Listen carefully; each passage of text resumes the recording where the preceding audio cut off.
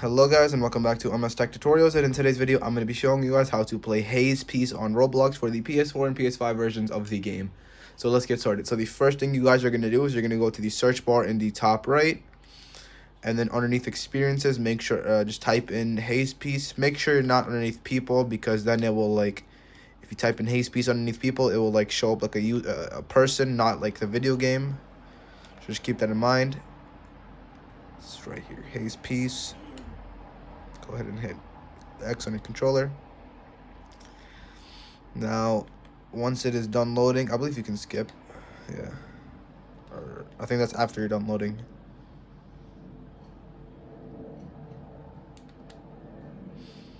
Yeah, so basically just press tab on your controller so you could get this circle thing, so you can like hit play.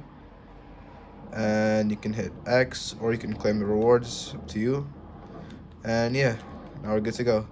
So that is it for the video. Thank you guys for watching. Make sure to give the video a thumbs up, subscribe to the channel, and have a great day.